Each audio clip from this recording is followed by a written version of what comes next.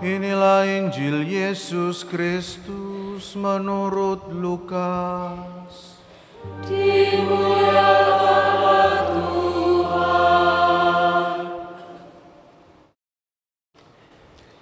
Sekali peristiwa, Yesus berkata kepada murid-muridnya, akan tampak tanda-tanda pada matahari, bulan, dan bintang-bintang. Bangsa-bangsa di bumi akan ketakutan dan bingung menghadapi deru dan gelora laut. Orang akan mati ketakutan karena kecemasan berhubung dengan segala sesuatu yang menimpa bumi ini, sebab kuasa-kuasa langit akan guncang. Pada waktu itu orang akan melihat Putra Manusia datang dalam awan dengan segala kekuasaan dan kemuliaannya. Apabila semuanya itu terjadi, bangkitlah dan angkatlah kepalamu, sebab pembebasanmu sudah dekat. Oleh karena itu, jagalah dirimu, supaya hatimu jangan dibebani oleh pesta pora dan kemabukan, serta kekhawatiran hidup sehari-hari. Dan supaya hari Tuhan jangan dengan tiba-tiba jatuh ke atas dirimu, seperti suatu jerat. Sebab hari itu akan menimpa semua penduduk bumi ini. Berjaga-jagalah senantiasa sambil berdoa, supaya kamu mendapat kekuatan untuk luput dari semua yang akan terjadi itu, dan supaya kamu tahan berdiri di hadapan Putra Manusia.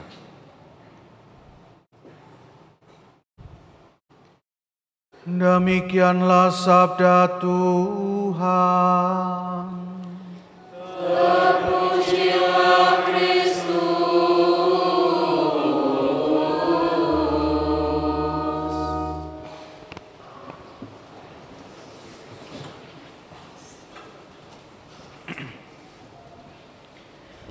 Bapak, Ibu, dan saudara-saudariku yang terkasih, mungkin saya sudah pernah bertanya ini dalam beberapa homili saya sebelumnya. Tetapi bagi saya ini sungguh merupakan sebuah pertanyaan yang penting. Akhir zaman dalam iman kita itu ada dua. Akhir zaman yang besar, yaitu ketika Tuhan Yesus datang kedua kalinya bagi kita, umat Allah yang dicintainya ini, itu akhir zaman yang besar. Akhir zaman grande gitu ya, karena semuanya akan dikumpulkan di hadapannya, kemudian masing-masing dari kita akan ditanyai tentang bagaimana kita hidup di dunia ini. Atau akhir zaman yang kedua dalam iman kita itu adalah akhir zaman kecil, yaitu apa yang kita alami dalam masing-masing pribadi kita, yaitu kematian. Kematian adalah akhir zaman kecil itu. Pertanyaan saya adalah bagaimana perasaan kita berhadapan dengan akhir zaman yang seperti ini. Mungkin ada yang merasa takut. Mungkin ada yang merasa nggak sabaran. Gimana? Nggak sabar dengan menghadapi kematian. Atau ada yang kekhawatiran, ada yang khawatir, ada yang cemas, mungkin karena dosanya masih banyak, mungkin karena anaknya masih kecil-kecil, mungkin karena hartanya banyak, sehingga susah sekali melepaskan semuanya itu. Mungkin mobilnya mahal, mungkin rumahnya besar. Mungkin. Atau adakah yang merasa bersukacita menghadapi akhir zaman itu?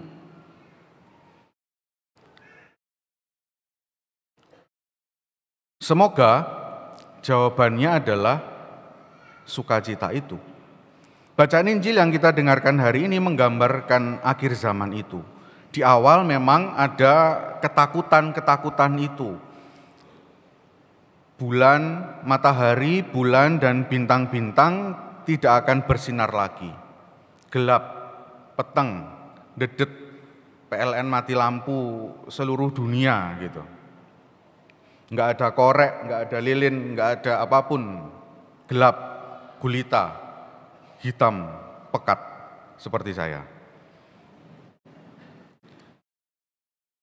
Dalam kondisi yang seperti itu, bangsa-bangsa akan ketakutan dan bingung menghadapi deru dan gelora laut.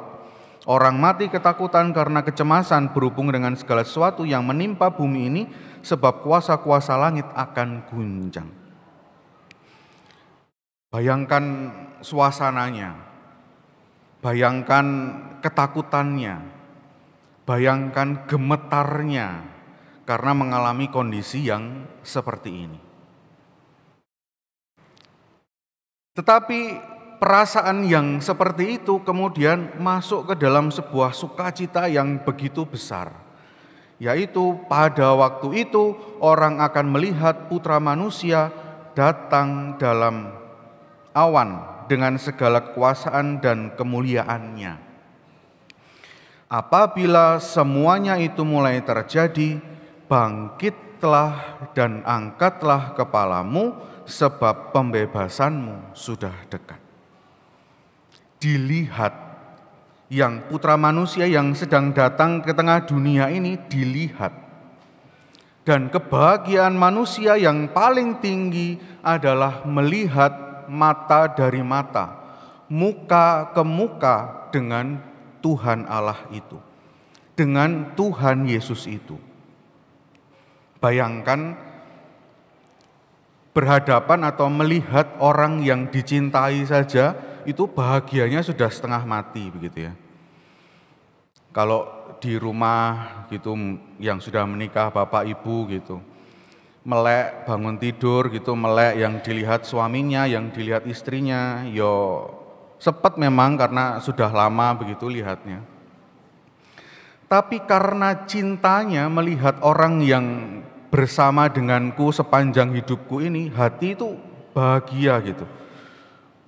Walaupun nggak pakai make up, nggak pakai apa, bahagia. Dan ini yang dilihat adalah si kebahagiaan puncak itu sendiri. Tidak ada lagi kebahagiaan lain di muka bumi ini, hanya Dia yang dilihat. Maka angkatlah kepalamu, mana tadi? Hilang. Bangkitlah dan angkatlah kepalamu, lihatlah kebahagiaan yang paling kamu dambakan selama kamu hidup di dunia ini. Tuhan yang kamu cintai, Tuhan yang kamu harapkan kedatangannya sudah ada di hadapan. Maka suasananya kemudian menjadi berubah dari ketakutan yang begitu mendalam, gemetar karena ketakutan, menjadi sukacita yang begitu besar. Karena kita berjumpa dengan sang kebahagiaan puncak dalam hidup manusia itu. Apalagi dalam bacaan pertama, itulah yang dijanjikan kepada kaum Yehuda. Kalau sudah dijanjikan kemudian terpenuhi, itu bahagianya juga setengah mati. Anak-anak biasanya itu ya, nanti kalau kamu nilainya bagus, akan papa mama belikan mobil gitu. Waduh, ya mobil-mobilan dulu lah latihan gitu ya, ngengong gitu. Dan ketika nilainya bagus, kemudian dihargai dengan apa yang dijanjikan itu, gembiranya setengah mati, bahagianya sudah setengah mati. Dan kebahagiaan itu tampak karena Tuhan Yesus datang sebagai yang dijanjikan. Tuhan keadilan kita itu datang di hadapan kita. Dia akan menghakimi masing-masing dari kita dengan keadilan yang diberikan kepada kita. Maka suasana sukacita inilah yang sebaiknya kita jaga dan kita rawat dalam menantikan kedatangan Tuhan Yesus kedua kalinya, dalam menantikan kematian kita juga, atau akhir zaman kecil akhir zaman di dalam hidup kita masing-masing. Penantian yang penuh harapan, penantian yang penuh dengan sukacita. Menanti itu kan membosankan begitu ya. Misalnya janjian sama orang jam 8 gitu, jam 7 sudah siap di tempat. Menunggu 1 jam itu rasanya lama begitu. Atau kalau orang muda, anak muda ini diapeli begitu ya. Itu malam minggu diapeli pacarnya gitu, wah itu gembiranya setengah mati, sukacita sekali. Wah saya harus siap-siap ini, harus mandi, maksudnya enggak mandi ya, harus keramas, hairdryeran, catoan gitu ya, make up sebaik-baiknya, pilih baju yang terbaik. Waktunya masih panjang itu hatinya gelisah gitu. Ya mungkin Bapak Ibu juga mengalami berpuluh-puluh tahun yang lalu begitu ya. Menanti orang yang dicintai ini begitu seharusnya mendinamisir suasana hati kita, suasana hidup kita. Maka penantian yang diharapkan hadir dalam masa Advent ini bukan penantian yang membosankan, bukan penantian yang pasif, tetapi sebuah penantian yang aktif. Jangan tiduran, jangan rebahan, jangan nanti Tuhan Yesus datang pasti saya yakin. Tapi enggak melakukan apa-apa, nyantai aja di rumah, enggak ngapa-ngapain, enggak bersih-bersih, enggak siap-siap dan sebagainya. Tetapi justru penantian yang diharapkan adalah penantian yang penuh harapan, penantian yang penuh dengan sukacita karena kita mau bertemu dengan kebahagiaan puncak di dalam hidup kita. Maka apa yang harus kita lakukan? Bacaan kedua menyatakannya kepada kita. Semoga Tuhan menjadikan kamu bertambah-tambah dan berkelimpahan dalam kasih satu sama lain dan dalam kasih terhadap semua orang, seperti kami pun menaruh kasih kepadamu. Saya kira kalau orang mengasihi itu dijauhkan dari banyak dosa. Ngerasani orang itu karena tidak ada kasih. Benci sama orang karena tidak ada kasih. Sakit hati, dendam karena tidak ada kasih. Atau sebutlah apapun itu karena ketiadaan kasih. Maka mengasihi adalah salah satu cara untuk berjaga-jaga menyambut kedatangan Tuhan yang kedua kalinya itu. Pertanyaannya adalah, sudahkah aku mengasihi dengan sepenuh hati? Dalam kata-katanya Paulus, hal itu memang sudah kamu turuti, tetapi baiklah kamu melakukannya lebih bersungguh-sungguh. Saya percaya di hati semua orang yang hadir dalam perayaan Ekaristi ini ada cinta. Tetapi mari kita melakukannya dengan lebih bersungguh-sungguh lagi. Mari kita melakukannya sebagai sebuah penantian akan kehadiran Tuhan yang akan datang kedua kalinya. Selain itu, bacaan Injil menyatakannya kepada kita, sebab hari itu akan menimpa semua penduduk bumi ini, berjaga-jagalah senantiasa sambil berdoa. Dan hidup rohani yang kita bangun, hidup rohani yang kita rawat, akan juga menyiapkan hati kita menyambut semuanya itu. Sudahkah aku berdoa? Sudah Romo orang Katolik kok. Emang orang Katolik sama dengan doa? Seyakin itu Anda. Banyak juga orang Katolik yang tidak sama dengan doa. Maka berjaga-jaga sambil berdoa adalah sesuatu yang dituntut oleh Tuhan Allah kepada kita. Maka masa Advent yang walaupun cuma 1 bulan ini sudah penuh dengan mencintai, sudah penuh dengan berdoa.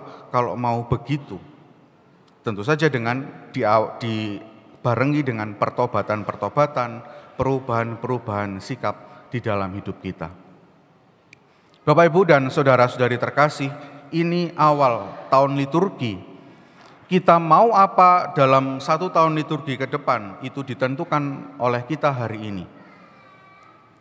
Resolusi apa yang kita miliki di tahun baru liturgi ini? Apakah aku mau semakin mencintai? Apakah aku semakin mau memperbanyak hidup doaku? Apakah aku mau makin memperbarui hidupku, mau semakin bertobat dan memberikan hidup sepenuhnya kepada Tuhan, mau semakin melayani, menanti dengan penuh aktif, atau ya tenang saja di rumah, nggak usah ngapa-ngapain, toh Yesus tetap akan datang.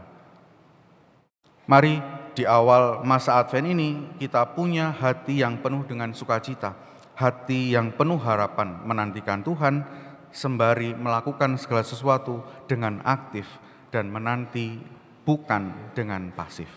Berkat Tuhan menyertai kita sekalian.